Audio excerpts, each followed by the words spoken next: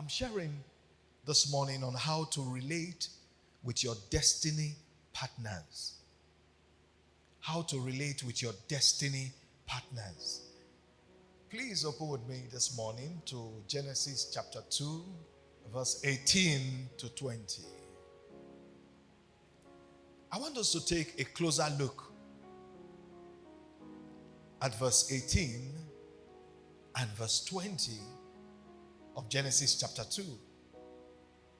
Genesis 2 verse 18, contemporary English version.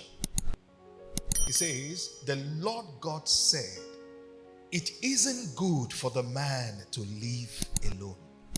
This was so at that time. And on to this present time, this is still the position. God could have released grace upon Adam to permanently live alone. But in his infinite wisdom, God saw that that wasn't still a perfect situation. And then, having said that, he said, I need to make not just a partner, but a suitable partner for him. Then, let's take a look at verse 20 from the contemporary English version. It says, then the man named the tame animals and the birds and the wild animals. That's how they got their names.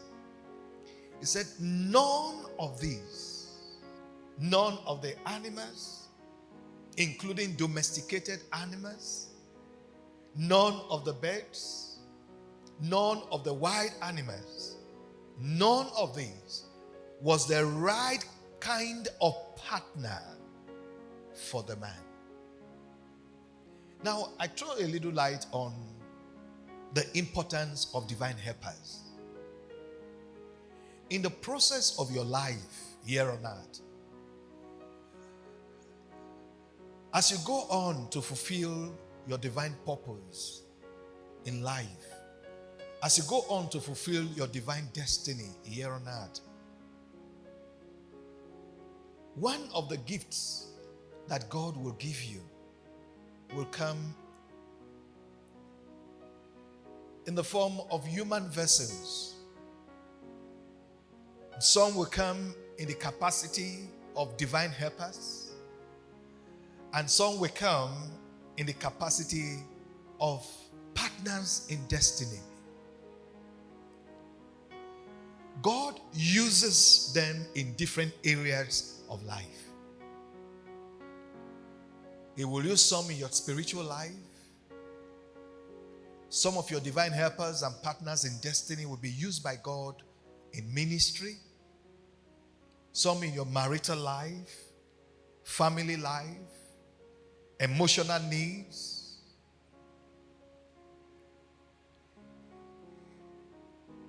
It will also use some of them in the realm of your career. Some in the realm of business. And some in the realm of financial empowerment.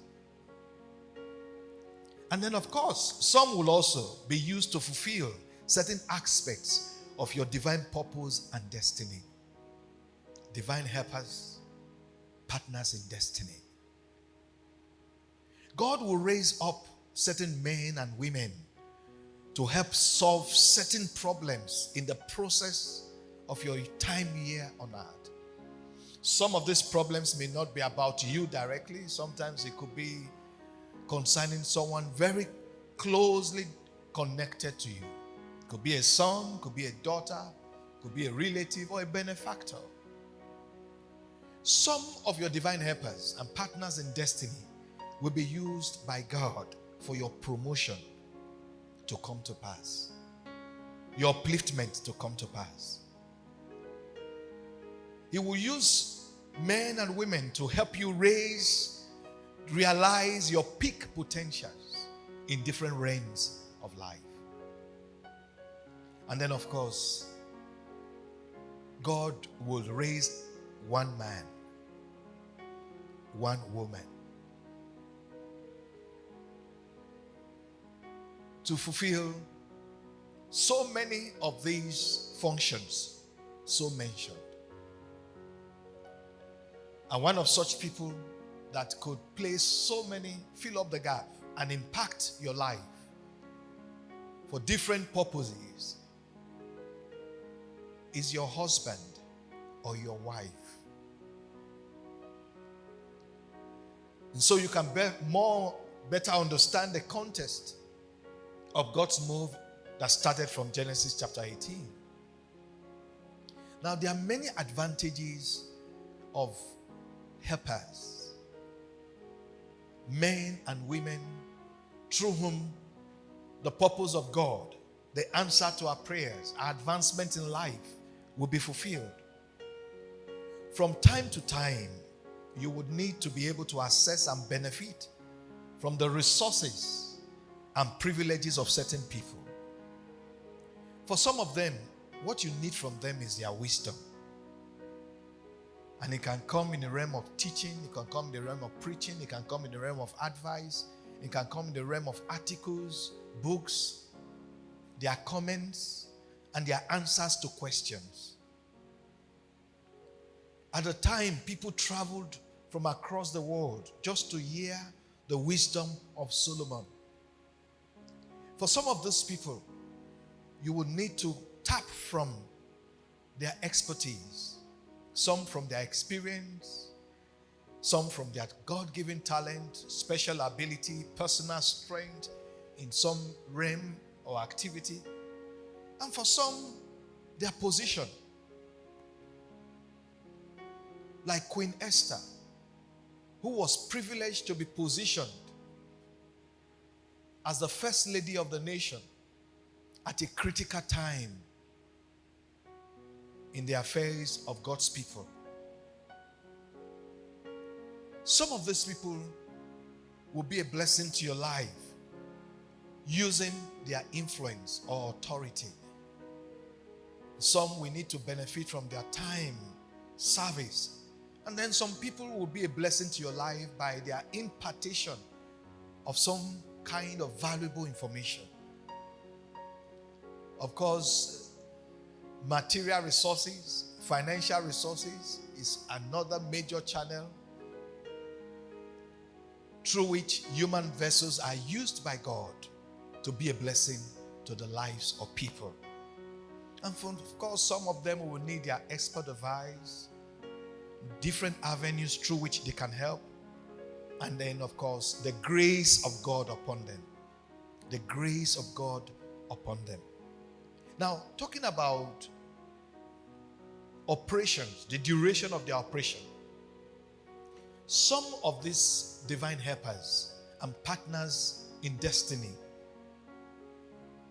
would come into your life for a particular need or goal in your life to be addressed, a problem to be solved, a particular need to be met, a goal to be achieved. Some others will come at a certain age and phase of your life. And after that phase, possibly for the rest of your life, you may never even see some of them again. And then there will be some of your divine helpers and partners in destiny that from the time you come in contact with them, God is going to permanently use them over and over to be of positive influence and blessing to your life for a lifetime. It's quite interesting to note that before Eve was created by God, something happened in verse 20 of Genesis chapter 2. God didn't just create Eve. Even when God had decided that it was not good that Adam should be alone, He didn't just create Eve immediately after. After God had made that intention clear, the next thing we'll read in verse 20 is that none of those animals that God Himself had created, and many of them had different types of characteristics, attitudes, and strengths, abilities. But in all, at the end of the day, God still did not find any of them suitable as a suitable companion or partner for Adam. I want you to take note that verse 20 is deeper than you read literally. In the process of life, you are going to observe that you will sometimes come across people that carry some of the negative attitudes of some of these creatures of God that made God say no to them. And today, it's not a coincidence, but a reality of life that you actually see people use certain animals to describe people with certain kinds of attitude. They brought a tortoise as well before Adam. But God said no. You can't walk hand in hand with a tortoise. The snake was also brought before Adam. And God said no.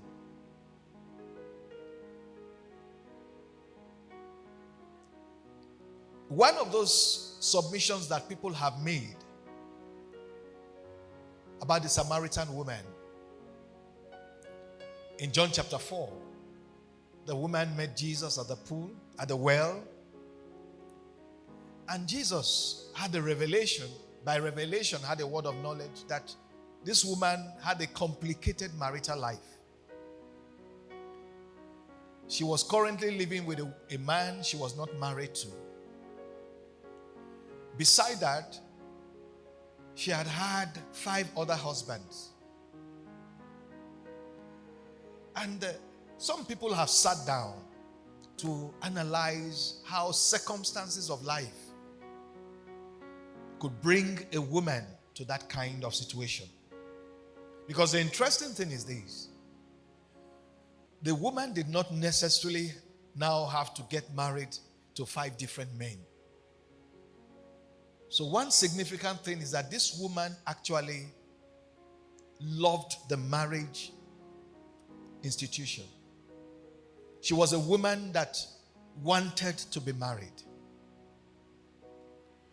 But the interesting observation some have proffered about what could have led her from 1 to 2 to 3 was that after her first marriage failed, she had challenges, obviously, from the second one. Because one of the challenges that could possibly have played out was that in the second husband, she saw set 1 or 2 traits that she could not cope with, which obviously her first husband never manifested all through her first marriage. I have shared this sometimes with believers and disciples of the Lord. I said, do you even observe that sometimes it's not so easy for someone who has been exposed to certain ministries where there is quality word content, certain ministries that are given to fervent prayer and given to some other aspects of spirituality and fellowship. Sometimes it may not be very easy for someone who has been in such an environment for a long time to easily cope with a ministry that doesn't have any of these spiritual qualities expected from a grounded ministry. So obviously, some of those negative traits, the same way that God rejected each of those creatures, that's the domesticated animals, the birds, and even the wild animals. as partners, as wrong partners in marriage for Adam. In the same way, there are people exhibiting attitudes, behaviors that are in alignment with some of those traits we are talking about. So by the time that woman would have gone to the third husband, she could have seen something that was not in the same fault of the second husband was not there, but she would have discovered another fault altogether. So at the end of the day, what do we learn from this? There are certain kinds of attitude that every one of us must personally work out to manifest consistently towards our friends, our partners, and those that God has raised us to be a divine helper to or a partner in destiny. So I share with you 7 categories of attitude that boost relationship. From the first group, this group demands that you consistently show love, either to him or to her or to the people involved. This group demands that you consistently show love. Give that person care and support. Be sensitive to their feelings. Be sensitive to their current situation. It demands that you show sincere concern in the person's well-being. This person could be your husband, could be your wife, could be your son, could be your daughter, could be your parents, could be your siblings, your friends, your neighbors. It demands that you show kindness, generosity to that person. It demands that you extend hospitality to such people. It teaches us to be hospitable to people, particularly to those we have identified as key relationships in our life and destiny. And lastly, this group demands that you be warm and selfless. Be warm, be selfless in your attitude, in your relationship with such a person or group of people. Then in the second group, we see another dimension of the manifestation of attitude, and this centers around integrity. Under this group, we are taught to build our lives to be men and women of integrity. If people are going to keep us as their friends, and more importantly, as their close friends, we must work on ourselves to be men and women of integrity. Under this group, we are taught that whoever that man or woman is that is important to your life, be truthful to him. Be honest with him. Be honest with him. Be a promise keeper. Be a promise keeper. Whenever you make a promise to that man, to that woman, in that valued relationship, do all you can to keep to your promise. And then, as much as possible, avoid making vows. But if and when you make a vow, integrity demands that you go out of your way to do all you can to keep to your vow.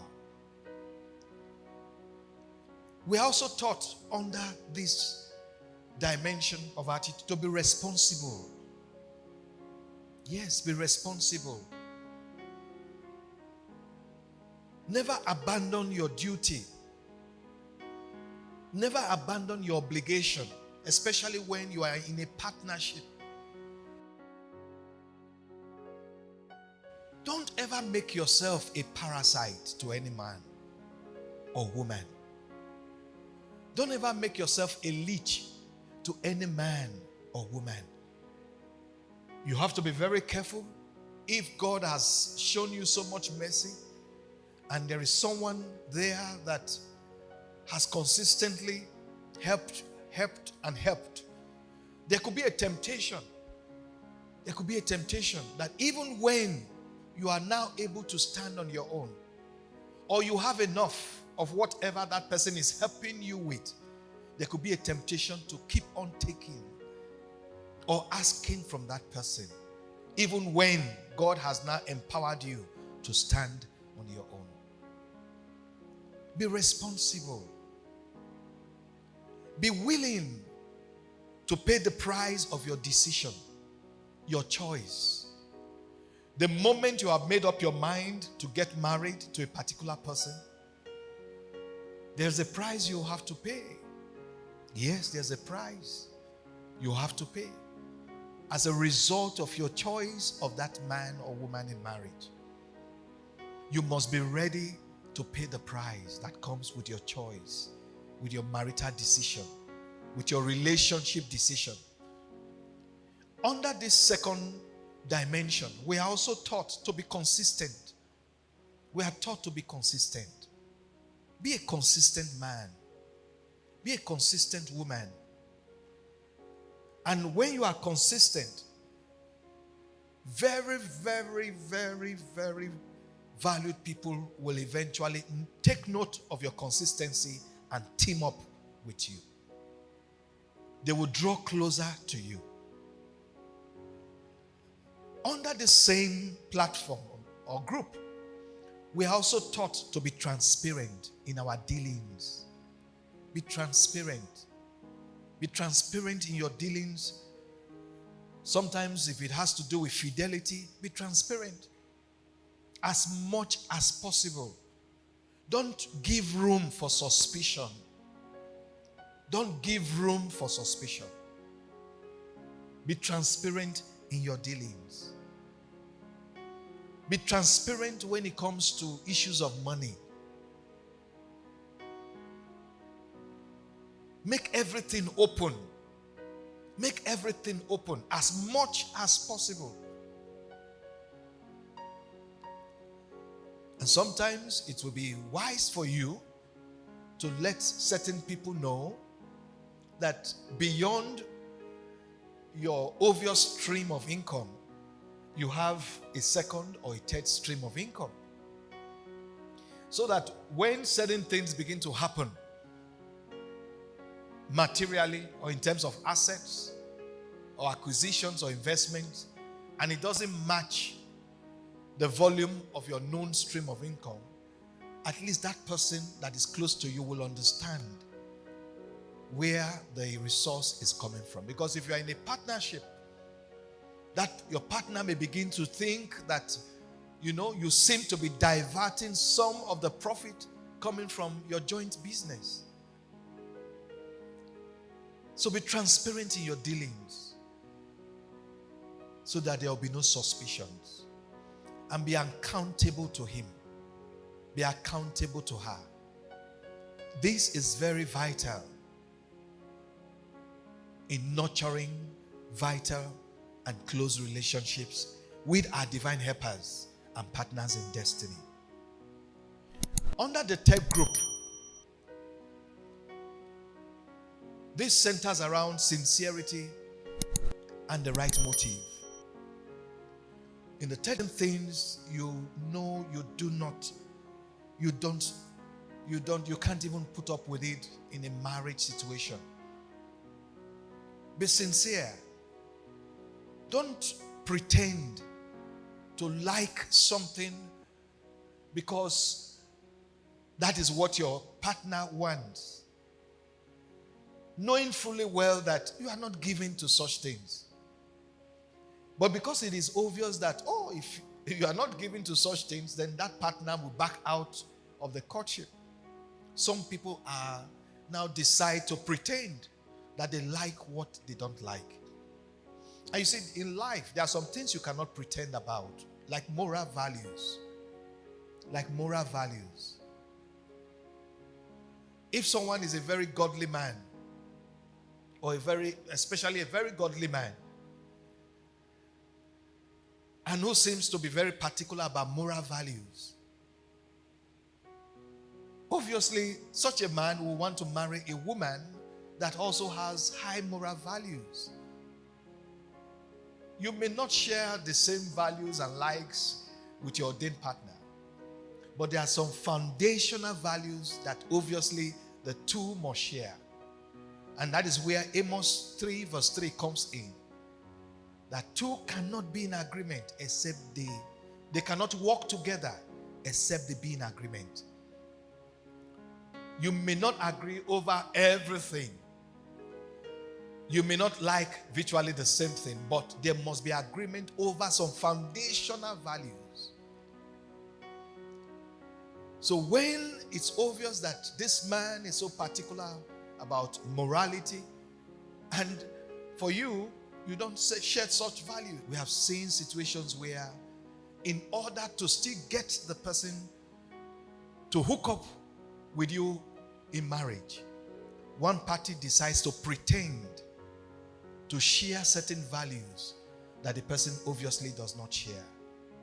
And you know, with a process of time, you can't pretend forever. In the process of time, it will become obvious. And eventually, ultimately, obvious to the whole public that this person never shared this kind of value in the first place. Have a right motive for the relationship. Have a right motive.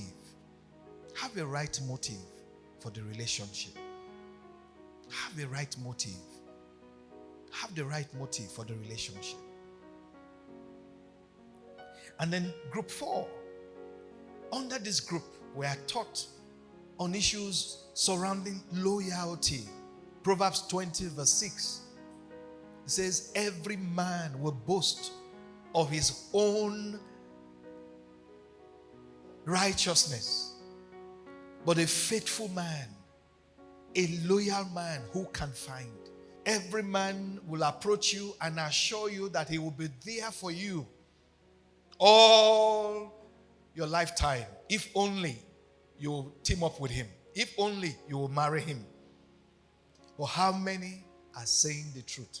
These things are old and they are from scriptural times. Be consistently loyal to him. Be consistently loyal to her. He said, every man will boast of his own faithfulness, his loyalty.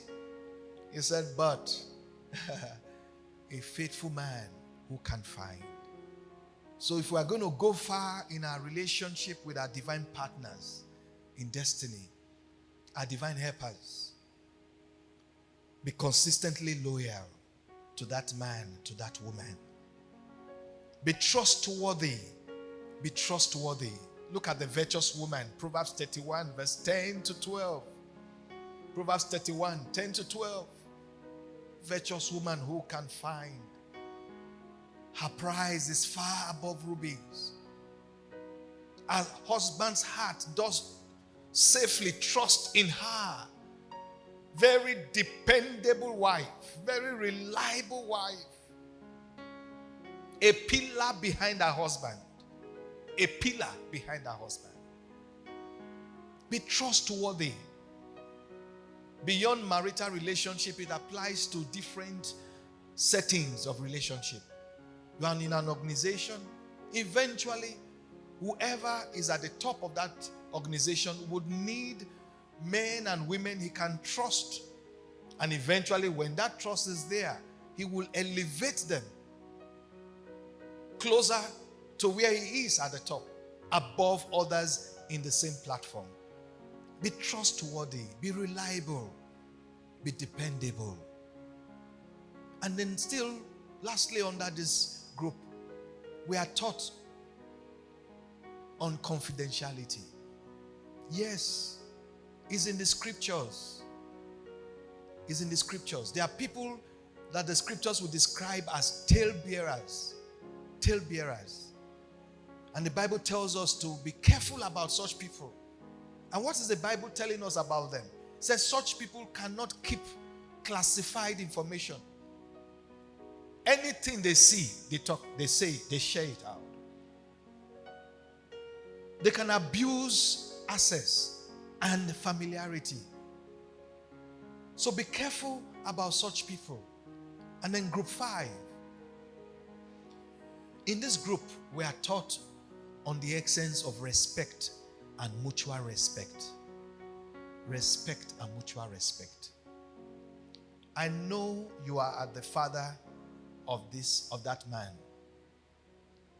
But God expects us to also show some mutual respect. Some measure of respect to even your own children, to your grandchildren. Talk less of your spouse or your own parents. To keep your relationship, you will need to give respect. You will need to treat certain people with respect. There has to be mutual respect. The same way certain people respect you, they honor you, you must learn to give it back to them.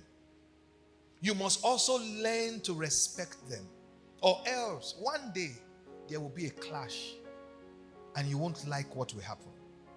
You won't like what will happen. Do not abuse familiarity. You are bound, when you get closer to someone, you are bound to see certain things, know certain things. And the person will become freer with you.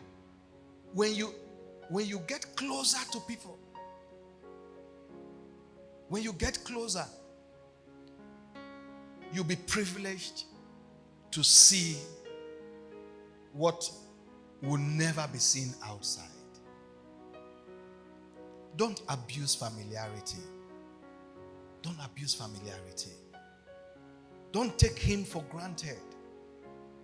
Sometimes that man is ordained to be your partner in destiny for life.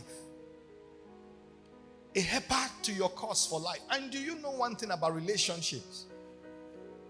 Relationships goes beyond the man, you and the person, and goes down to your children. And that is why in Proverbs, there's a warning in Proverbs. It says, forsake not your father's friends. Forsake not your father's friends. A man that really loved your father, there is a 95% probability, if truly he really loved your father, not cosmetic or conditional love, there's a 95% probability that that same love will flow in some ways towards these children of that man he so much loved. If there's anything tomorrow, one of those people that could, on his own, on their own, rise up on your behalf to help could be your father's friends. Your father's friends. So the Bible says, forsake not your father's friends. Be peaceful. Avoid frequent quarrels. Avoid shouting, rage, or violent reactions. And then group 6 teaches us on forgiveness. Yes, every relationship must be nurtured with forgiveness. In the process of life, there will be conflicts at certain times with your ordained partners in destiny. Take note of this. The occurrence of conflict is not what confirms that somebody is not ordained for you. And the absence of conflict does not confirm that someone is the real ordained choice. And then when we show forgiveness, we must also learn as much as possible to avoid repeating whatever we have been forgiven of. Because that is one of the reasons that even provokes our partners more. When something that has been closed in the past is done all over again. Then in addition, the follow-up to forgiveness, there must be timely reconciliation. You must show tolerance. Don't expect a perfect person simply because it's been confirmed that that person is God's choice or is God's will for you. No, you must learn to tolerate certain imperfections. And some of this will go for some time. There must be patience and understanding. And then the last one, under group 7, we are taught on the need for gratitude. Gratitude. You would need to express how much you appreciate that person from time to time. Your expression of gratitude is part of what keeps the relationship going. Reward her sufficiently. Reward him sufficiently. Add value to him in every possible way. Add value to her life in every possible way. Promote him. Promote her. Assist her to be promoted. Assist him to be promoted. Empower him. Empower her. So by the time, this is quite comprehensive. There is no way you will consistently manifest a majority of these identified positive attitudes under these 7 dimensions or categories towards a particular person, towards a family, towards a group, and it will not change your value in their sight. No. These are time-tested keys. These are relationship boosters that when applied, takes your relationship with such partners in destiny to a much deeper and closer level.